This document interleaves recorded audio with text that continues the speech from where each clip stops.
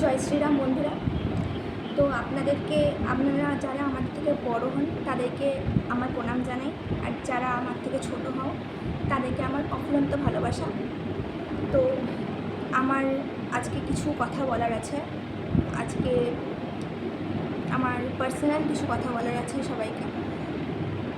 তো আমি বলছি, আপনাদেরকে অসংখ্য ধন্যবাদ। আপনাদের জন্যই আজকে আমরা নতুন একটা বাংলা খুঁজে পেয়েছি। আমাদের মেয়েদের মধ্যে যে আশার আলোটা একদম নিভে গেছিলো, সেটা আপনাদের জন্য আবার আমরা প্রজ্বলিত হয়েছে আমাদের নিজেদের মধ্যে। আমরা শুধু মেয়েরা নয়, আমরা স্টুডেন্টরাও মানে একদম পশ্চিমবঙ্গে চাকরি নেই না, আমরা এখন একটা চাকরি পাবো, একটা ভালো চাকরি পাবো। এটা আপনাদের জন্যই পসিবল হয়েছে। তো আপনাদেরকে অসংখ্য ধন্যবাদ যে বিজেপিকে সাপোর্ট করার জন্য, বিজেপিকে ভোট দেওয়ার জন্য, সবাই দলবদ্ধ হয়ে টিএমসি এগেনস্টে দাঁড়ানোর জন্য আপনাদেরকে অসংখ্য ধন্যবাদ। তো আর আমাদের অভয়া, সকলের অভয়া আজ বিচার পাবে, এবার বিচার পাবে। এবং শুধু অভয়া নয়, প্রত্যেকটা মেয়ে বিচার পাবে। যাদের সাথে এই নোংরা পশুগুলো, যাদের সাথে এত নোংরামো করেছে, এত অসভ্যতা করেছে, যাদেরকে কুকুরের মতো ছেড়ে খেয়েছে, তারা বিচার পাবে। আর তাদের প্রত্যেকের শাস্তি হবে যারা এই নোংরামোগুলো করেছে। তো আমাদের একার ভোটে তো কিছু হয় না, বিচার সকলের ভোটে হয়, সকলের জনগণের সিদ্ধান্তই হয়। তো জনগণের সিদ্ধান্তই সব থেকে বেশি ইম্পর্টেন্ট। জনগণ কী চাইছে, আমরা কি চাইছি, সবাই মিলে কি চাইছি। আজ বাংলা দেখিয়ে দিয়েছে যে বাঙালিরা পারে না এমন কোনো কাজ নেই। আজ প্রত্যেকটা নারী সমাজ দেখিয়ে দিয়েছে যে নারী শক্তি সর্বোত্তম। নারী শক্তির থেকে বেশি শক্তিশালী এই জগতে কিচ্ছু হয় না। আজ গোটা বাংলা বুঝিয়ে দিয়েছে। 5,000 টাকা দিয়ে, লক্ষ্মীর ভাণ্ডার, যুবসাথী দিয়ে সকলের মুখ বন্ধ করার চেষ্টা করেছিল যিনি, তাদের মুখে আজকে ঝামা ঘষে দিয়েছে। টাকা দিয়ে সম্মান কেনা যায় না, টাকা দিয়ে চাকরি কেনা যায় না। এমন অনেকে আছে যারা যোগ্য, যারা সত্যিকারের যোগ্য, যারা চাকরি পেতে পারে, তারা পর্যন্ত চাকরি পাচ্ছে না। এগুলো কি? যাই হোক, তো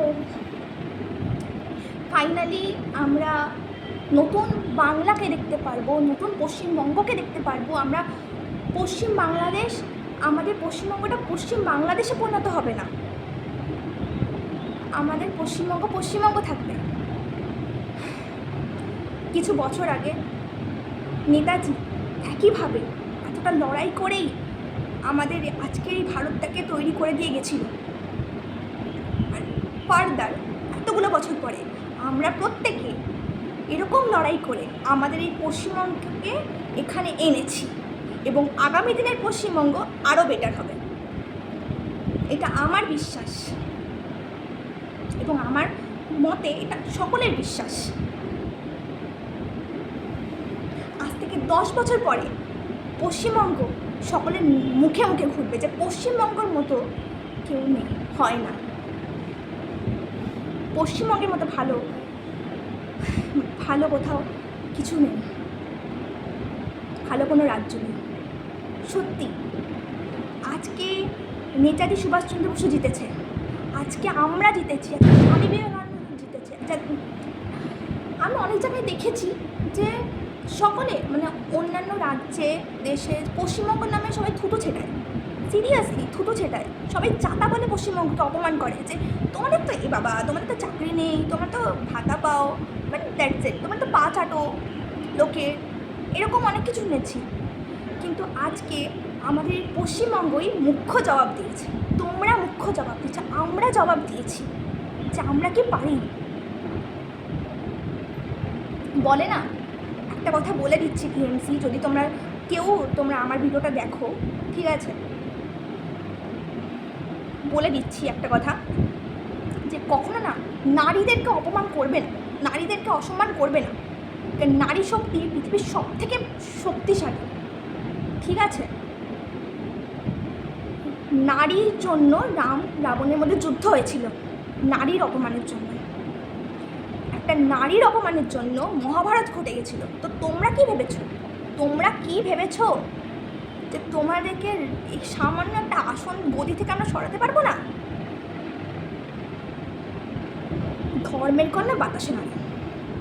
এবারে না দয়া করে তোমরা শুধরে যাও, ঠিক আছে? জেল তো যাবে তোমরা জানি, কিন্তু জেল থেকে বেরিয়ে না অন্তত মানুষ হয়ে ওঠো, জানোয়ারদের মতো ব্যবহার অন্তত করো না। তোমাদের কাছে একটা অনুরোধ।